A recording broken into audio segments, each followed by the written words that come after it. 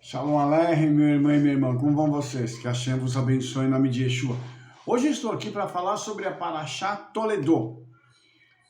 Como de costume, este ano nós estamos iniciando a Torá pela Brit Hadashah. Eu quero ler uma passagem para você em Romanos capítulo 9, tá? Que Rabino Shaul vem falando umas coisas muito interessantes. Ele começa dizendo assim: no Messias digo a verdade e não minto, que tenho grande tristeza e continua dor no meu coração, porque eu mesmo poderia desejar ser separado do amor do Mashiach, por amor de meus irmãos que são meus parentes segundo a carne, que são israelitas, dos quais é a adoção e a glória e os concertos e a ordenança da Torá e o serviço de Elohim e as promessas, dos quais são os pais, e dos quais é o Mashiach segundo a carne, o qual é sobre todos, Criador bendito eternamente. Amém. Vamos começar por aqui. Rabino Shaul começa fazendo uma declaração de que ele carrega uma tristeza no seu coração no que diz respeito aos seus irmãos judeus da carne. E por que isso? Ele começa a falar que os judeus, nós que somos descendentes das 12 tribos de Israel, carregamos a adoção de filhos, a glória do Eterno, os pactos, os acordos que o Eterno fez, foram feitos por nós e para nós. A ordenança da Torá foi dada aos judeus. O serviço, servir ao Criador, foi dado a nós. E também as promessas. Então, ele coloca tudo isso de uma forma muito interessante, enfatizando o seguinte: tudo isso aqui é para o povo de Israel. Então, quando a gente fala, por exemplo, vou pegar o último item aqui, que são promessas. E é muito engraçado, né, a gente ver o pessoal, às vezes das igrejas, dizendo que eles fazem parte, eles querem as promessas, né? E eu ouvi certa vez de uma pessoa comentando comigo, eu falava sobre a Torá, sobre a obediência, sobre o fato de nós precisarmos ter uma conduta, né, irmãos, na qual nós precisamos obedecer ao Senhor. E ele falou assim: não, a obediência é com vocês, as bênçãos é com a gente. Aí eu escutei aquilo e um tanto quanto incrédulo. E eu ainda brinquei com ele, falei: vocês comem a carne e nós vamos roer os ossos, né? Ele disse: é assim mesmo. Eu falei: entendi. Só que Rabino Shaul está dizendo que não é assim.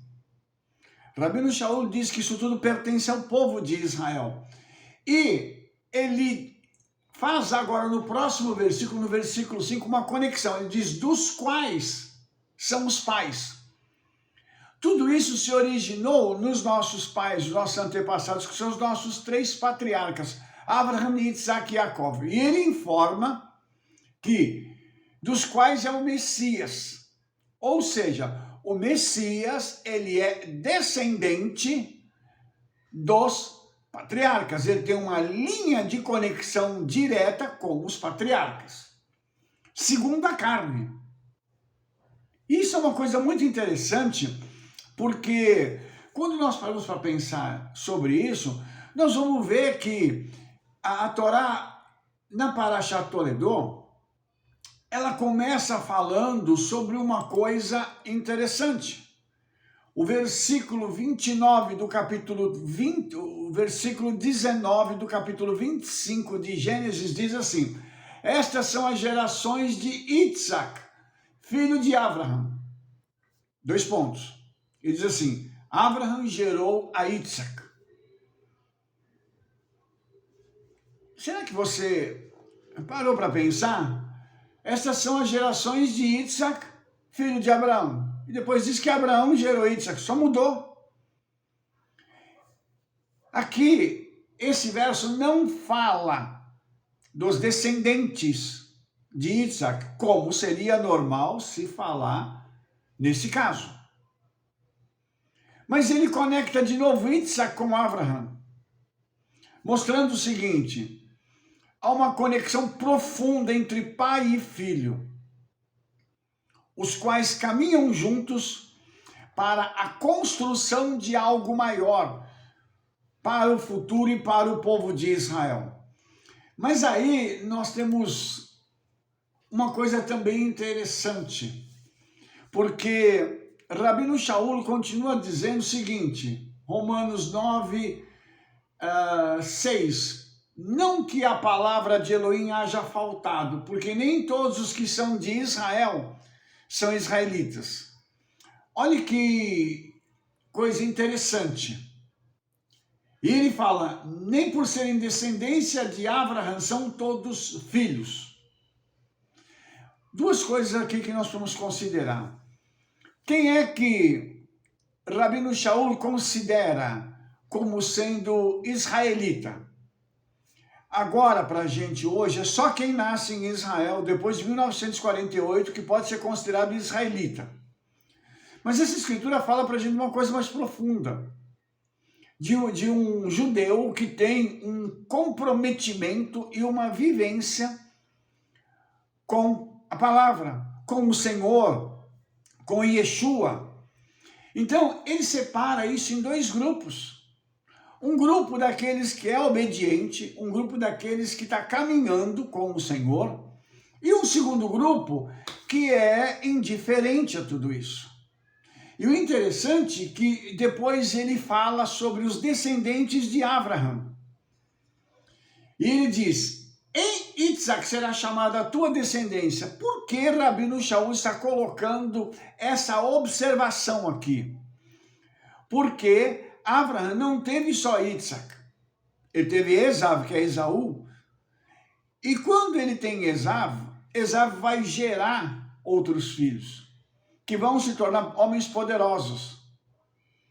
Mas olha só que coisa magnífica. A promessa não é dele, não é de Esav. A promessa é de quem? De Yaakov. E Yaakov vai dar continuidade na promessa. Então olha só que interessante. Isaac, ele carrega isso. Por quê? Porque quando Abraão tem outros filhos, e agora eu estava falando dos netos dele, né? Abraão teve Ismael. Abraão depois se casa com Quetura e tem outros filhos, os quais ele despacha. Mas olha só, quando nós falamos aqui de Ismael e dos demais descendentes de Abraão, nenhum deles tem direito à promessa. Vou falar de novo. Não adianta os árabes quererem, não adianta os muçulmanos, não adianta o pessoal dizer que, porque eu sou descendente de Abraão. Não adianta. Quem é habilitado para tomar posse da promessa vai ser quem? Isaac. E o descendente de Isaac, não os descendentes.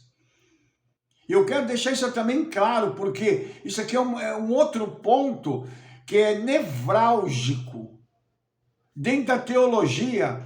E as pessoas falam muito sobre isso, porque existem pessoas que querem a promessa para si, mas não estão incluídas naquilo que o Senhor falou através dos seus servos, os profetas. Então, há uma disputa pela bênção do Eterno. Mas é a bênção pela bênção. Não é a bênção a nível de obediência. Eu quero obedecer, eu quero me submeter e depois a bênção vem sobre mim. Não é isso. O que essas pessoas procuram é um outro caminho. E aqui, irmãos, quando nós temos aí aquelas disputas, né, famosas, que a gente vê até hoje, os escritores lá do Alcorão, né? Você sabe que o Alcorão surgiu, eu vou falar de novo aqui, 500 anos depois do Mashiach. Então eles pegaram Torá, pegaram um pouco dos profetas, um pouco de Brit Hadashah, que é o Novo Testamento, fizeram uma salada e jogaram tudo lá. Entendeu? Eles citam inclusive Yeshua como sendo um grande profeta. Entendeu?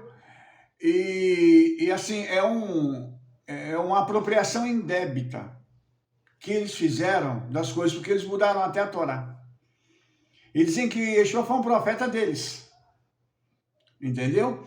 E isso também vai mostrar pra gente que há esse ciúme por conta da rejeição. Rabino, mas onde é que está a rejeição? A rejeição está aqui, ó, tá? Verso 9 do capítulo 9 de Romanos. Porque a palavra da promessa é esta: por esse tempo virei e Sara terá um filho. E não somente esta, agora vai dar continuidade, agora ele vai sair de Sara para Rebeca. Quando concebeu de um Isaac, nosso pai, porque não tendo eles ainda nascido, nem tendo feito bem ou mal, para que o propósito de Elohim, segundo a eleição, ficasse firme, não por causa das obras, mas por graça daquele que chama, foi dito a ela: o maior servirá o menor. Preste atenção nisso agora, o verso 13. Como está escrito: amei a Jacó e aborreci, ou odiei, Esaú. Misericórdia, Rabino, mas como que pode ser uma coisa dessa se essas crianças ainda estavam naquele momento no ventre brigando? A metodologia pela qual o Senhor trata as coisas é diferente da nossa. Nós vemos o momento. O Senhor trata a história. Ele não via aqui duas crianças. Ele via dois reinos. Por isso eles estavam brigando entre si no ventre de Rivka. Ali havia uma disputa por poder. Quando Esaú, que é o odiado, e ele foi odiado no céu, queria tomar o poder do seu irmão Jacó. Misericórdia. Eu vou te mostrar uma outra coisa agora. Eu quero que você pare para ouvir isso atentamente. O Zohar diz que Esaú foi para o lado da serpente, foi seduzido pela serpente e serviu a serpente. Precisa dizer mais alguma coisa? Então aqui nós temos uma situação na qual Rabino Shaul está dizendo que Esaú é aquele que seria um opositor. Os seus descendentes fariam oposição aos descendentes de Jacó. E é o que nós vemos hoje largamente. Tá aí a história que não deixa a gente mentir. E as pessoas que hoje têm se levantado contra Israel, principalmente ali na região do Oriente Médio, Irã, Iraque, Síria, Líbano, os próprios palestinos, que esses são um calo, né? Todos eles descendentes aí de Esaú e de Ismael, acabam então entrando nessa situação e tentando buscar se levantar contra o povo de Israel. Mas tem uma abrangência maior isso. E eu quero mostrar isso para você também. Porque quando fala do amor no ventre, eu amei a Jacó no ventre, isso mostra para a gente, através dos nossos sábios, o seguinte, que o Senhor vê uma história. Então ele viu o nascimento desses dois meninos e viu as ações e atitudes com a kavaná, com a intenção de coração de cada um deles. Notadamente, a intenção de Esaú era ruim, por isso ele foi odiado. Em contrapartida, a kavaná, a intenção de coração de Jacó, seria boa. Aí os descendentes de cada um deles daria o quê? Os frutos. Vamos voltar um pouquinho lá atrás na história para os descendentes de Ismael. Ismael, segundo a Torá, ele seria um selvagem. O negócio dele seria na base da força. E as conquistas que foram perpetradas da religião islâmica foram todas à base da força. Eles chegam e impõem a força para que hajam conversões. Isso aconteceu com milhares de pessoas. E nós temos fatos históricos de judeus que tiveram que se converter ao islamismo porque não conseguiram fugir dos países onde eles estavam, foram obrigados a se converter para não morrerem. Então tudo isso mostra para a gente o peso da palavra profética e mostra como isso vai chegar nos nossos dias e influenciar os acontecimentos mundiais. Então vamos falar novamente sobre os descendentes de Ismael aqui, que eu já estava citando há uns instantes. Tem um mapa e uma forma como eles estão agindo, porque eles estão invadindo o mundo com a desculpa dos refugiados. Isso aconteceu há anos, na Europa inteira aconteceu. E a Europa abriu as portas deles porque eles eram refugiados. E eles foram se multiplicando, multiplicando, e hoje eles já tentam impor as coisas à força. Isso na Europa inteira. E você não precisa acreditar em mim. Vá até o YouTube e procure os vídeos sobre isso. Você vai ver os muçulmanos, o que eles estão tentando fazer no mundo inteiro. Então, eles fazem isso porque eles querem dominar o mundo à força. Porque eles não têm a bênção. Quem tem a bênção, você cai naquele versículo do profeta Zacarias, não por força e nem por violência, mas pelo meu espírito, diz o Senhor dos Exércitos.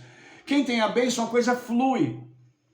E por outro lado, a gente vê o seguinte, as coisas com Israel, elas fluem. O povo de Israel não é um povo de briga. Nós não somos de conflito. Mas depois que nós somos atacados, nós sabemos nos defender muito bem, sabemos retaliar muito bem. Então isso é uma característica do povo de Israel. Eu já falei isso e vou repetir mais uma vez. O exército de Israel, como é que se chama? Israel Defense Forces, IDF. Forças de Defesa de Israel, porque eles estão ali para defender o nosso povo. Agora, ataca para você ver. A resposta é sempre à altura e sempre maior. Então, aqui nós temos o Rabino Shaul dizendo isso, e o Senhor está deixando claro aqui que ele se compadece de quem ele quer se compadecer. Romanos capítulo 9, verso 15. Compadecer-me-ei de quem me compadecer e terei misericórdia de quem eu tiver misericórdia. Porque o Senhor olha a história. Ele não vai olhar só um momento. Porque fica parecendo assim. Vou falar aqui no caso dos palestinos, né? Ah, porque Israel usa de força exagerada contra os palestinos. Ah, porque Israel tem muitas armas e eles não têm. Será? Você já viu uma criança palestina? Para que ela é educada? Para matar um judeu. O orgulho deles é matar um judeu. E aí eu te pergunto, tem que ter misericórdia? Você acha que o Senhor não olha tudo isso?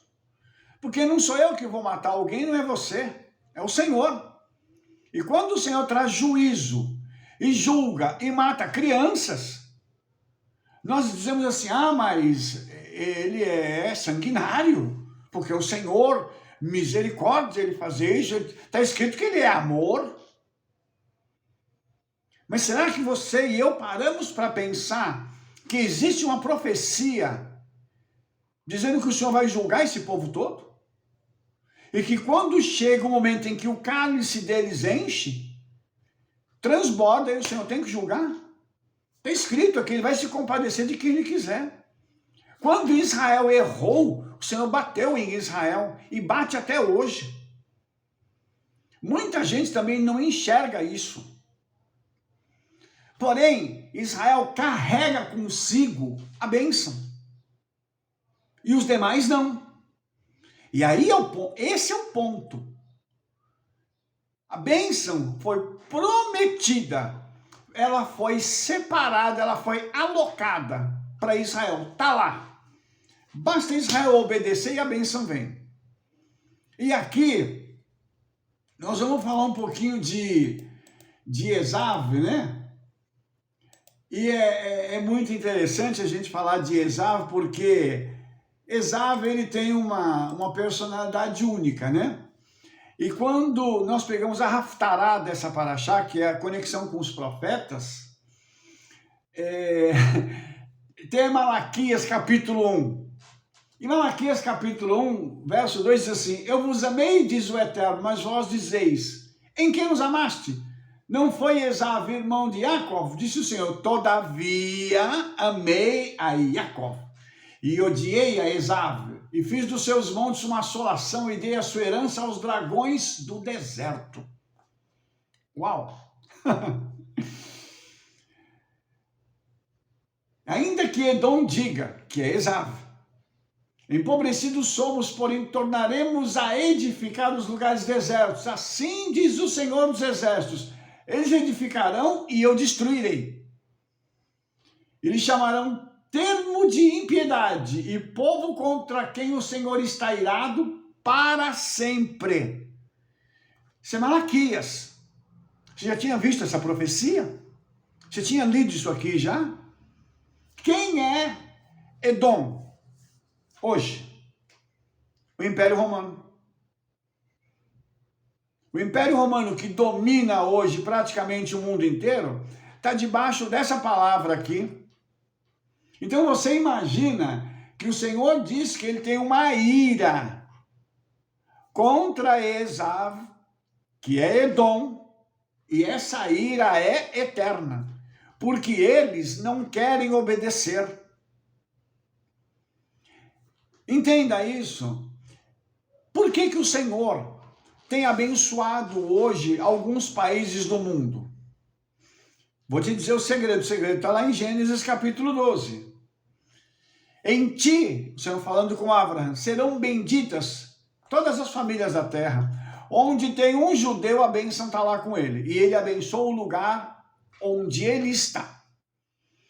Então essa paraxá, ela vai mexer com a gente, mostrando que o nascimento de Jacó e Esav, ele é um nascimento milagroso, porque Rivka era estéril. É um drama das matriarcas, mas um drama que gera milagre, que faz com que o céu se mova e haja uma presença do céu na terra. Por isso essas mulheres tiveram que construir uma personalidade forte. Elas tiveram que se tornar guerreiras. Haja visto a mulher virtuosa, que vai ser depois elogiada por Shlomo, pelo rei Salomão.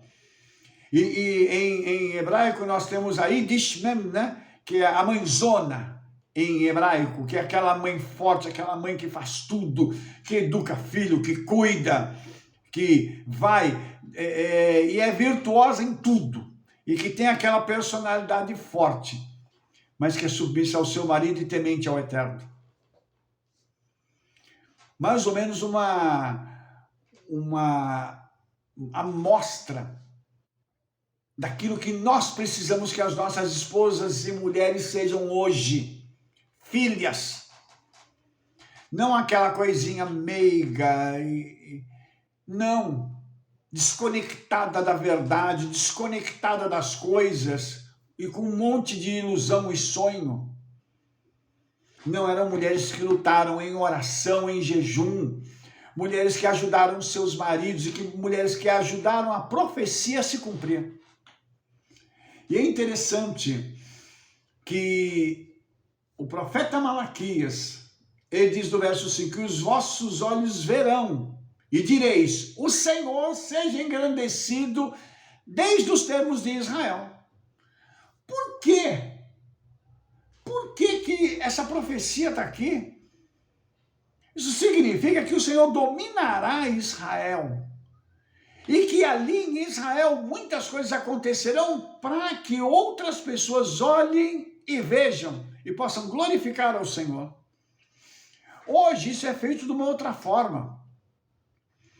Quem tem um pouquinho de discernimento e enxerga, fala assim, nossa, mas como que o judeu consegue fazer o que ele faz numa terra pequenininha e árida como aquela? Aí está a bênção do Senhor, que o Senhor transforma isso em tecnologia, em sabedoria para o nosso povo. Os achados tecnológicos, as descobertas que foram feitas, os desenvolvimentos são muito grandes. E hoje Israel é campeão nisso tudo. Inclusive, é até uma coisa engraçada, né? Porque se a tecnologia hoje existe, ela é uma dádiva dos judeus para o mundo, que estão espalhados no mundo inteiro, nos Estados Unidos, Rússia e etc. Então, você percebe o quanto a profecia é profunda. E quando Rivka estava grávida e os dois lutavam, o que acontecia? Já ali havia um conflito em que Esav tentava sufocar Yaakov no ventre, porque ele sabia quem era o irmão. Olha que coisa impressionante isso. E a tradição judaica diz que quando Esav cresce, Yaakov abaixa. Mas quando Yaakov crescer, Esav vai ter que diminuir. E no tempo inteiro da história, o Império Romano, né, mais de 2000 anos atrás, eles estiveram em alta sempre. Isso significa que a hora que esse império cair, acabou para eles, definitivamente. Aí Yaakov, através do Mashiach, que é Yeshua, reinará. E olhe só que coisa interessante, aí a profecia de Malaquias vai se cumprir. Olhe, que tremendo isso, que tremendo nós entendermos que essa palavra profética vai se materializar diante dos nossos olhos. E é muito interessante nós pararmos para pensar naquilo que o Senhor fará na história. E a história está desenhada para nós. Basta a gente pegar hoje o que está acontecendo com a Europa, com os Estados Unidos. Os Estados Unidos agora vai voltar ao normal com Donald Trump. E a Europa, por exemplo, a Europa precisa de salvação. A Europa precisa de socorro. A Europa está clamando por socorro. Aí você fala assim, mas Rabino, a gente não vê nada disso. Isso é algo silencioso que está acontecendo. A Europa está a ponto de ter um colapso espiritual, por causa da invasão dos inimigos de Israel na Europa. E uma outra coisa muito interessante que nós pegamos, por exemplo, Esav. Qual que era a especialidade de Esav? Era caçar. O negócio dele era se divertir caçando. Ele não caçava porque ele tinha fome, porque ele tinha necessidade de comer. Para ele era uma diversão. Então nós vamos ter aqui um outro ingrediente que Edom, que é Esav, né? Ele vai se especializar nisso. O negócio deles vai ser se divertir caçando. Aí nós vamos parar para pensar numa das coisas que divertia as pessoas do Império Romano. O circo. pão e circo, dê isso para o povo, vai estar tudo bem. Ou seja, pessoas eram mortas por diversão. Os gladiadores estavam lá, matavam animais e batalhavam entre si até a morte por diversão. Então veja que houve uma banalização da morte, inclusive do ser humano, porque isso se tornou algo divertido, para ter um público.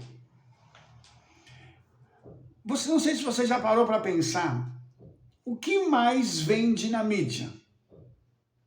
É a má notícia, é a tragédia.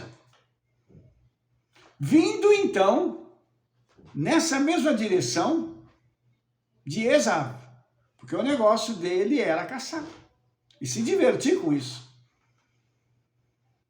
E os irmãos devem se lembrar na Segunda Guerra Mundial, quando Adolf Hitler tinha os nossos irmãos no cativeiro presos, né? Muitos deles morreram porque os soldados e os capitães do exército de Hitler apostavam e davam um tiro no judeu para ver para que lado ele ia cair. Ou então se ele ia morrer imediatamente ou se ia ter que dar um segundo tiro. Vem da onde isso? São demônios que geraram essa situação, fazendo com que um ser humano não tenha valor nenhum. É o espírito de Esaú que percorre gerações para fazer com que isso aconteça. É matar por esporte. Veja o que aconteceu em Israel há um pouco mais de um ano atrás. Os terroristas matavam e riam, e gravaram, registraram isso. Eu não sei se você está me acompanhando o meu raciocínio, mas nós estamos vendo as coisas chegarem num ponto em que nós estamos nos aproximando do clímax da história.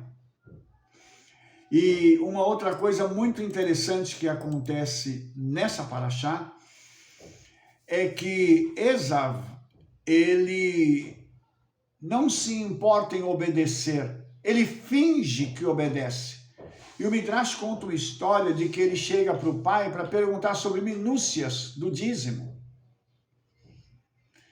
fingindo ser uma pessoa obediente, enquanto seu irmão Jacob ficava na yeshiva, aprendendo a palavra e aprendendo os mistérios e os segredos que os nossos avós, que os nossos pais legaram à nação de Israel.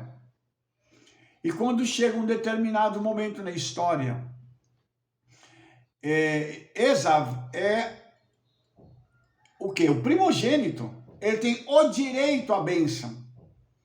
Mas ele passa por um momento em que ele sai para caçar e, segundo o Midrash, ele mata Nimrod. Nesse momento ele pega a capa de Nimrod e ele volta para casa assim, esbaforido. Ele está muito cansado, ele está precisando comer alguma coisa e ele acredita que ele não tem tempo de parar para cozinhar algo, pegar a caça também que ele tinha matado e etc. E ele chega, e esse dia é um dia de luto para a família, porque Abraham havia morrido. E esse é o momento do funeral dele. Só que Esaú, ao invés de ficar com a família chorando, ele vai caçar. Ele vai fazer o quê? Eu vou me divertir. Enquanto está todo mundo chorando lá, eu vou me divertir.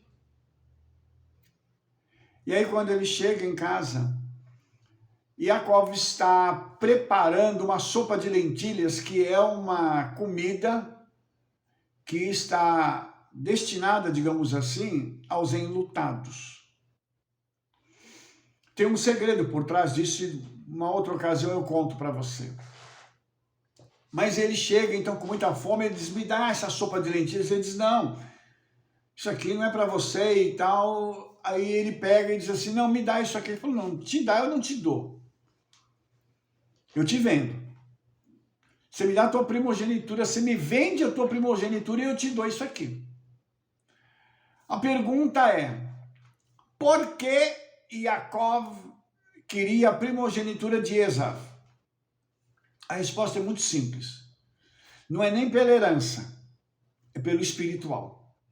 Ele sabia que ele precisava obter o direito de ter o espiritual sobre a sua vida, porque ele sabia que tendo o espiritual, o material vem a reboque. E Esav diz uma coisa assim, né? Ele diz assim, eu estou para morrer, de que me adianta a primogenitura? Olha o drama. Ele é um homem já, irmãos. Um homem babado. Dizer assim, eu vou morrer se eu não comer alguma coisa. É engraçado esse tipo de situação, né? O camarada se faz de vítima para poder alcançar aquilo que ele deseja. Você deve conhecer gente assim, né? Que faz todo como a gente chama, um escarcéu para alcançar aquilo que ele quer. E depois que alcançou, não está nem aí mais. E aqui tem uma coisa interessante, porque ele desprezou. Ele desdenhou. Para ele não tinha importância nenhuma ser o primogênito. O que interessava para ele naquele momento era comer. Eu quero comer, não quero saber se eu sou primogênito ou... Isso não me interessa, eu quero comer agora. Por quê? Quando isso acontece, esse momento acontece, então aquela profecia, o maior vai servir o menor, ela vai começar a se consumar aí, quando ele vende a primogenitura, então ele troca de posição com o irmão. Só que aí, irmãos, nós temos uma outra característica de Edom, que é o Império Romano. O que eles fazem? Mentem. Ele pega, vende a primogenitura, não fala nada para ninguém. Só que Yaakov conta para a mãe. E Esav não conta para o pai. Porque ele devia chegar para o pai e falar assim, pai, ó, eu queria te informar que eu vendi a minha primogenitura para Yaakov. Agora ele é o primogênito, tá? E você vai ver uma coisa interessante, que quando, adiantando um pouco a paraxá, para você poder compreender esse momento aqui, você vai ver que quando Yaakov sai de casa para procurar uma esposa, que ele vai para a casa de Lavan, do tio, quem é que fica com tudo? Quem é que vai ficar com praticamente toda a herança do pai? É Esav. Yaakov vai enriquecer fora de casa e vai trazer a riqueza dele para dentro de casa. Esav não, Esav vai enriquecer às custas do pai. Isso é uma outra característica interessante. Enriquece às custas dos outros.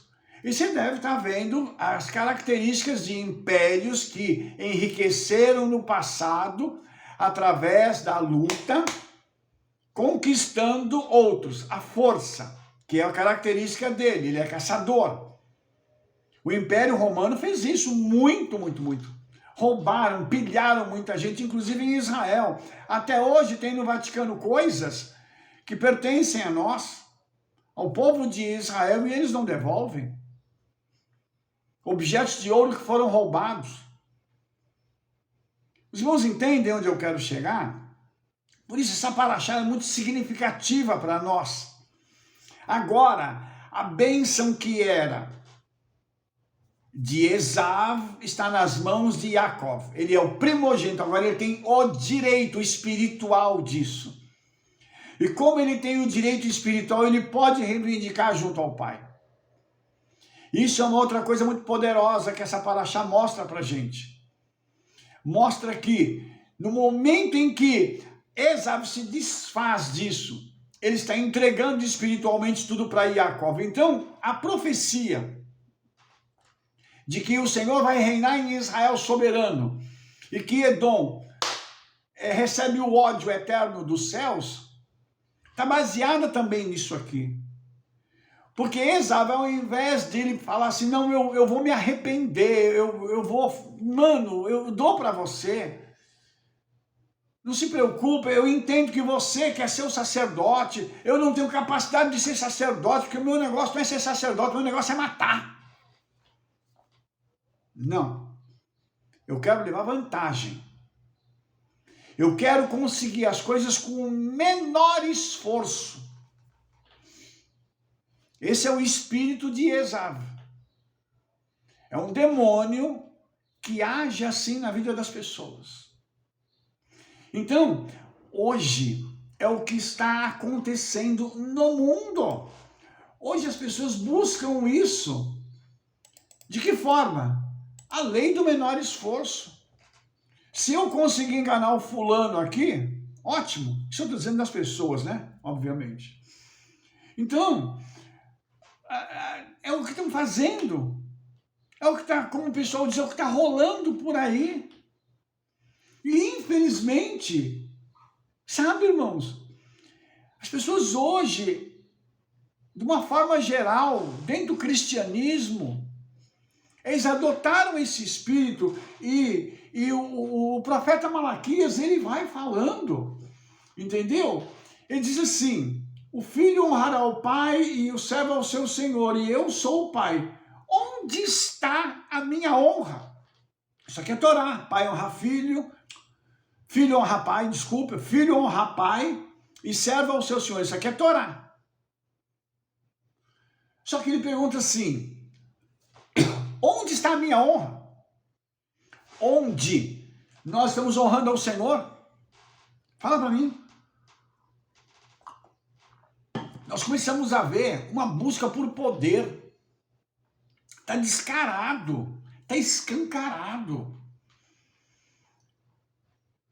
Ele diz assim, ó sacerdotes, que desprezais o meu nome e dissestes, em que desprezamos nós o teu nome?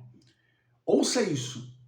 Ofereceis sobre o meu altar pão imundo e dizeis, em que te havemos profanado? Nisto que dizeis, a mesa do Eterno é desprezível. Pare para analisar essas palavras. A mesa do Senhor tem sido desprezível. Por quê? Está se servindo pão bolorento. Está sendo servido na mesa do Senhor por alguns sacerdotes. É algo inimaginável. Ao invés de ser um alimento sólido, um alimento gostoso, um alimento bom, o que está se propondo a entregar para o povo é outro tipo de coisa. O que é sacrificado sobre o altar do Senhor é um animal desprezível. Isaías capítulo 1 fala disso de novo. O Senhor fala assim, você acha que eu preciso de sacrifício? E você sabe o que é para nós hoje o sacrifício ao Senhor? São as nossas orações. Aí eu vou fazer uma outra pergunta. Nós estamos orando? E se estamos, qual é a qualidade da nossa oração? Eu não vou nem falar em quantidade, irmãos. Eu vou falar de qualidade. Porque o profeta ele vem falando aqui sobre esse animal cego para sacrificar. Ele diz assim, não faz mal. É isso e aquilo.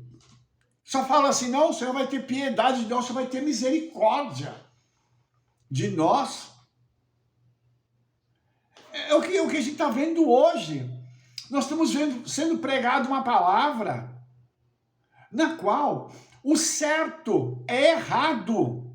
E o errado é o certo, onde se despreza o ensinamento que vem de Israel e se adota algo que vem de Roma. Simples assim. E dizem, olha, não tem problema. E tem o pessoal criou um chavão, né? E eu já ouvi muito isso. Vocês querem judaizar a igreja. Novamente, irmãos, nós temos que pensar o seguinte. De onde veio o povo do Senhor?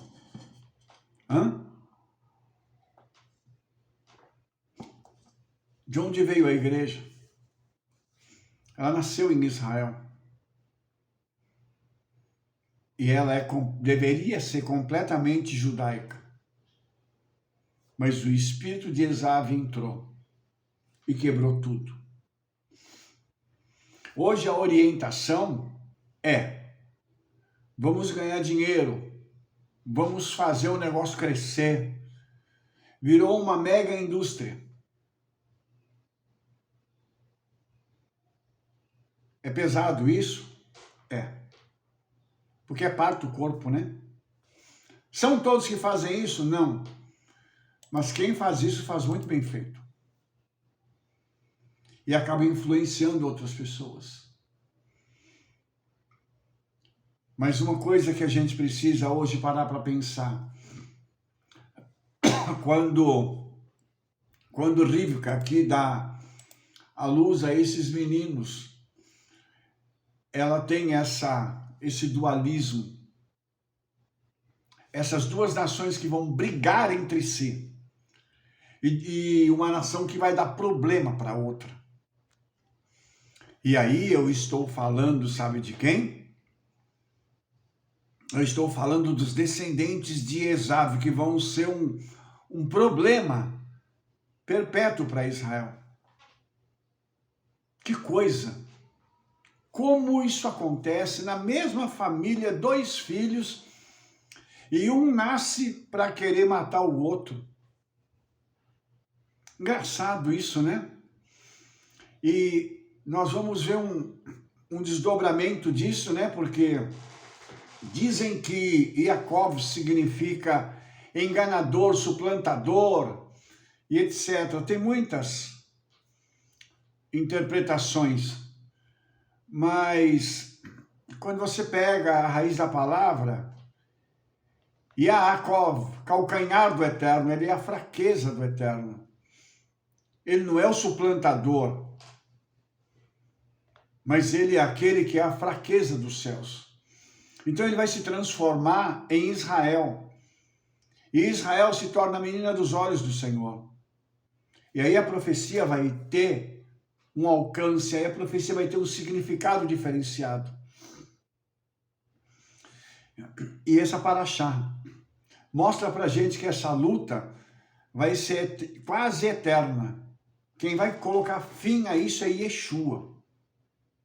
Ele vai vir para colocar as coisas nos seus devidos lugares. E interessante que Rabbeinu Shaul diz que o Senhor se compadece de quem Ele quer. E por que isso? Porque com Israel ele tem um pacto, ele tem um acordo que foi feito na base do amor. O Senhor amou Israel. Amor é um negócio que a gente não explica. O amor, ele surge e permanece. Quem ama ou quem já amou sabe do que eu estou falando. E quando nós estamos falando do Criador, o amor dele por Israel não está conectado só à pessoa. Ele está ligado a um conjunto de coisas. Principalmente aquilo que diz respeito a honrar a ele, a obedecê-lo, a temê-lo, a desejá-lo. Nós estamos ouvindo muita gente dizendo: ah, esse negócio de religião, esse negócio de judaísmo, esse negócio de... isso não vale nada. Esse negócio de Bíblia. E você sabe por quê? Porque essas pessoas não querem o Senhor. Elas não querem se submeter à palavra do Senhor.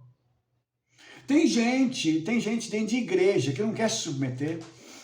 Tem gente em sinagoga messiânica que não quer se submeter. Em sinagoga comum que não quer se submeter.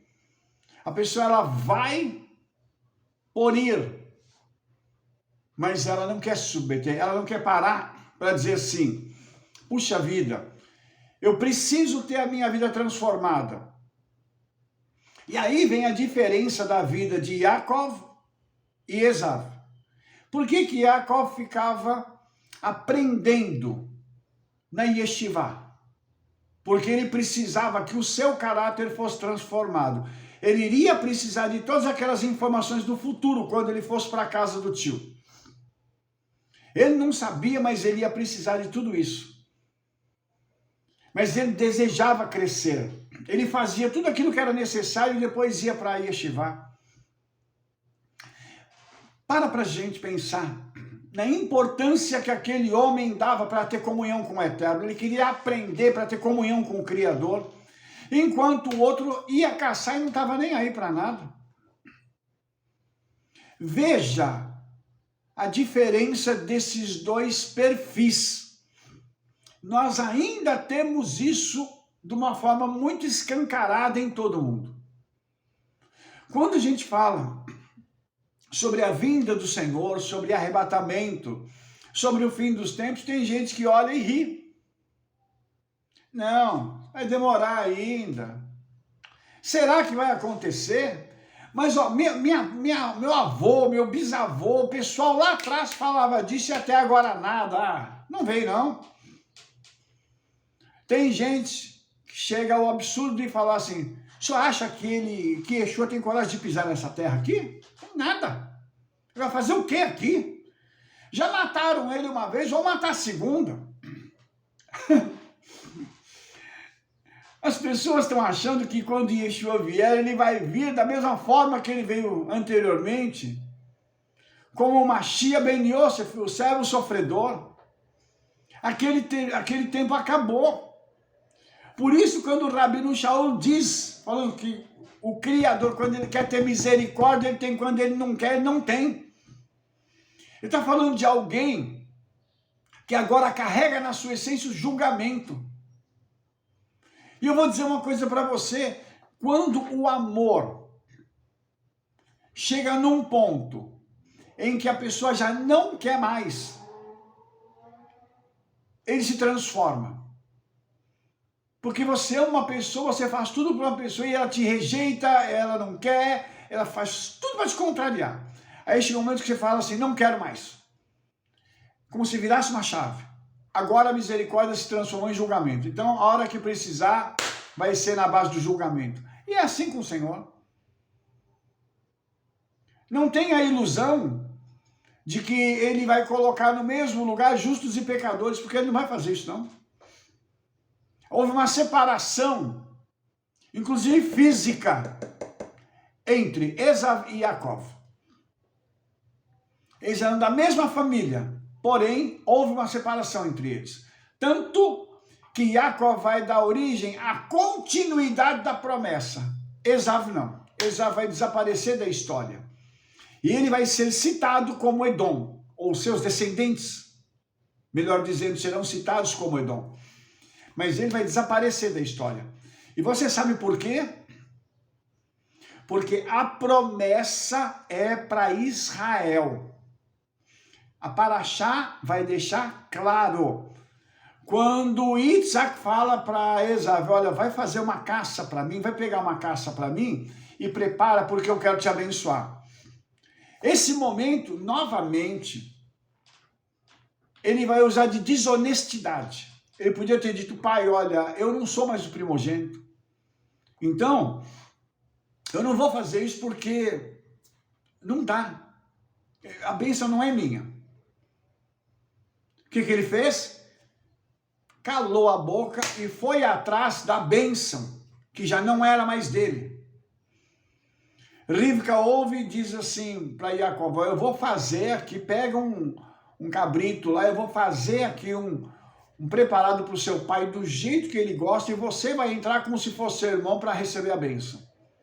E os irmãos sabem que todo aquele desenvolvimento e tudo, e de repente acontece tudo, como Rivka tinha recebido a profecia, a bênção então vem sobre Yaakov, e quando Esav chega, ele mostra ainda mais o seu mau caratismo.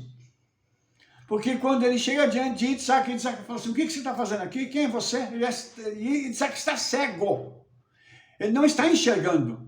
Eu sou teu filho, você falou para mim fazer, ir caçar e trazer a caça para eu poder ser abençoado? Ele falou, não, outro veio aqui e já levou a tua bênção. Ele fica irado, porque ele disse, ele já me enganou 2 vezes. Quando que ele enganou? Mais uma mentira. Vou dizer de novo, irmãos, o Império Romano carrega estas características. Eles querem mudar a verdade em mentira. Tudo o que foi falado por Yaakov foi falado na luz. Ou seja, o acordo foi feito, estava tudo certinho. Ele não cumpriu. Quem não cumpriu? Esav. Então Yaakov usou através da mãe, e não foi nem ele, porque ele não queria fazer isso, está claro no texto da Torá. A mãe diz, a bênção é tua. E ela vai ser tua. Ele não vai levar aquilo que ele não merece. Por isso eu digo uma coisa para você, e eu estou terminando aqui esse vídeo. O mundo não vai ficar com aquilo que não é deles. Aquilo vai vir para a mão de Israel. Não só o território vai vir, mas inclusive os bens do mundo vão parar nas mãos de Israel. Ouça o que eu estou falando. E eu vou dizer mais uma coisa para você, em nome de Yeshua. O Senhor tem abençoado a vida do nosso povo Israel. E as pessoas ficam revoltadas com isso, porque o judeu tem aquilo que as outras pessoas não têm, os outros povos não têm. E há ciúme, existe um ciúme. Mas o Império Romano vai pagar o preço de tudo que eles fizeram com Israel. Porque de todas as formas, no decorrer da história, tentou-se matar a nação judaica. Mas como vai matar aquele que é filho da promessa? Não tem jeito. Você recebeu uma promessa do Senhor, ninguém vai poder fazer com que você não receba, a não ser você mesmo. Não abra mão daquilo que o Senhor entregou na sua mão. E lute, ore, busque, trabalhe, e o Senhor vai entregar a promessa na sua mão. Mas lembre-se sempre, tem que obedecer. Não dá para a gente querer achar que isso vai cair no nosso colo de qualquer jeito. O povo judeu é um povo obediente. Obviamente eu estou falando de um povo dentro de um povo. Tem judeu que é de todo jeito. Então, tem os obedientes? Tem. Tem aqueles que fazem diferença na história? Tem. E por quê? Por conta dessa postura, desse espírito de Yaakov, de ser o quê? O ponto fraco do Eterno, o calcanhar do Eterno.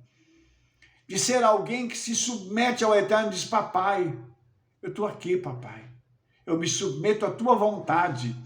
Eu quero caminhar contigo, o Senhor só me mostra o caminho, mas eu quero caminhar. Hoje, Yeshua está aqui para poder tocar na nossa vida, para poder nos dar o caminho. E nessa paraxá, para poder fazer diferença nas nossas vidas. Chega um momento, irmãos, e o momento é agora, porque nós estamos no limiar da história, em que o Senhor vai fazer muitas coisas no meio do seu povo, e Ele vai transformar situações para glorificar o seu nome. Quando eu e você recebemos algo, não é porque nós somos bonzinhos, é porque a misericórdia e o amor de Yeshua está se manifestando na nossa vida. E, além de tudo, isso tem o propósito de glorificar o nome de Yeshua. Então, nós não podemos passar em branco aquilo que o Senhor faz por nós. Tem que testemunhar sim, tem que dizer para as pessoas sim, e tem que exaltar o nome do Senhor. O que nós mais precisamos fazer é exaltar o nome do Senhor e dizer, o Senhor reina. Se tem alguém que não perdeu o controle de nada, é Yeshua. Yeshua ainda tem o controle de tudo. E quando as nações, os povos, as pessoas dizem assim, eu vou fazer, eu vou acontecer, eu vou acabar com ele, eu vou isso, eu vou aquilo. Está escrito lá no livro de Salmos, o Senhor irá. Eu imagino Yeshua dando gargalhada na eternidade, ouvindo os planos que as nações fazem contra os seus escolhidos. E ele dizendo assim, são meus. Ali ninguém toca, ali ninguém põe a mão. Lembra de Jó, né? O diabo teve que ir lá para pedir permissão, falar assim, eu queria meter a mão naquele judeu lá, aquele tal de Jó, porque o Senhor cercou ele, o Senhor colocou uma cerca em volta dele, ele é protegido, ele é mimado teu. Entende isso? Eu e você somos protegidos pelo Senhor, para que as trevas possam tocar na nossa vida. Ou nós temos que dar uma brecha, isso se chama pecado, ou então ele tem que ir até a sala do trono e falar para Yeshua assim, olha, eu queria a vida daquele indivíduo ou daquela mulher ali, porque estão me incomodando. Eles estão fazendo coisa lá na terra que está me incomodando e por isso eu preciso fazer algo contra eles. Seja esse incômodo, seja esse incomode o inferno e lute pelo Senhor.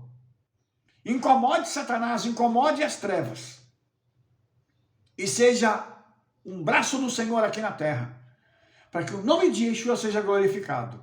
E essa paraxá, ela tem muito para ensinar para a gente, principalmente o seguinte, quando a bênção é tua, o Senhor tira de um e transfere para o outro. E não tem choro e não tem mimimi. Quando é teu, vai vir na tua mão, como aconteceu com Jacob. E quando vem o espiritual, o restante depois ele começa a fluir de uma forma tão linda, que faz com que a pessoa vá para a casa do sogro sem nada e volte rico. Mais rico do que o próprio sogro. Essa palavra fica para você. Se você e eu pararmos para obedecer, grandes milagres vão acontecer em nome de Yeshua. Amém? Se você gostou desse vídeo, dê um like aí, favorite e clique no sininho para você receber todas as nossas recomendações e espalhe para todo mundo o trabalho que nós estamos fazendo. Nos veremos no nosso próximo vídeo. Shalom, shalom, Shabbat Tov, Toda Rabá.